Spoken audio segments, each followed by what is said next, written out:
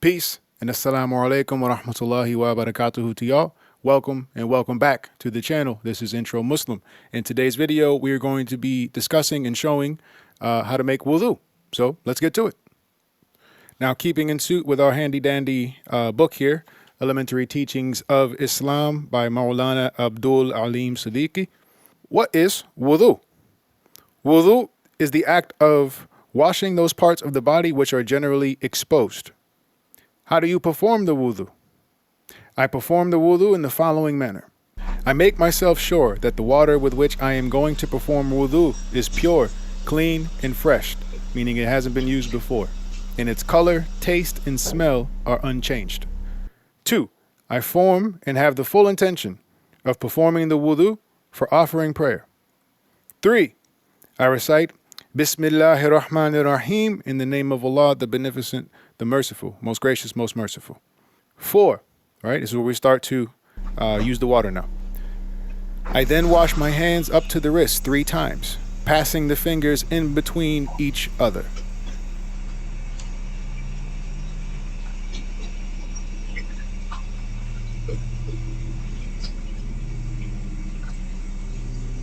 I cleanse my mouth with brush or finger and gargle with water 3 times.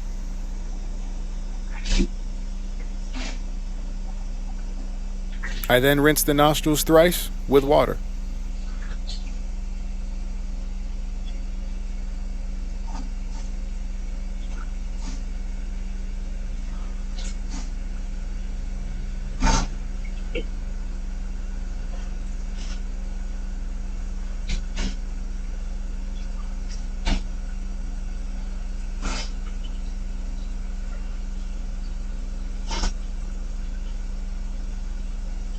I wash the face from the forehead to the chin bone and from ear to ear 3 times.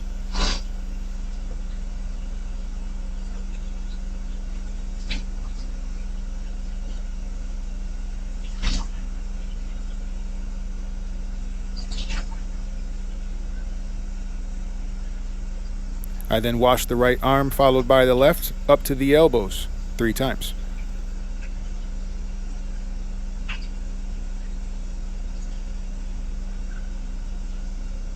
I then brush up the whole head with wet hands, past the wet tips of the index finger inside and the wet tips of the thumb outside the ears, and pass over the other surface of the hands over the nape and the sides of the neck.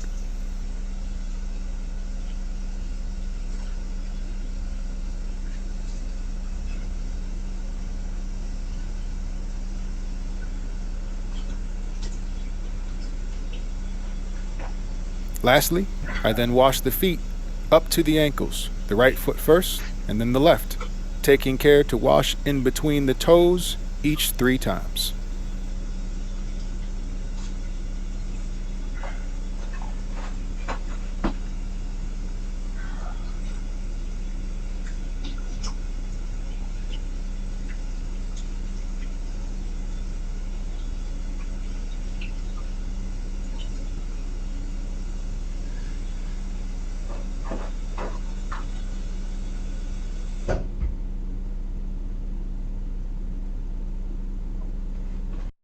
What are the obligatory acts in the performance of wudu?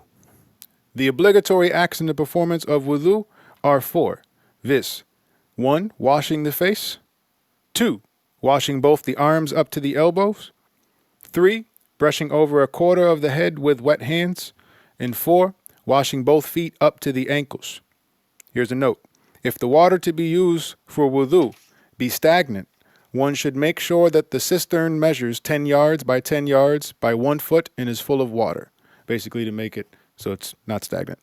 If a person wears impermeable footgear after the performance of the wudu, it is not necessary to remove it for a fresh wudu. One may just pass over it, wet fingers as if one were tracing lines on it. Travelers can take advantage of this concession for 3 days and 3 nights, others for 1 day and 1 night. You still got to wash your feet. That's basically what it's saying. And that's pretty much it, right? This is what you do before you go to make your prayer, right? This is what you do before you read the Quran. You want to put yourself in a purified, cleanly state, physically as well as metaphysically, emotionally, and spiritually, right? Now, quick note, you will notice in this video that I am performing wudu at the sink, standing up.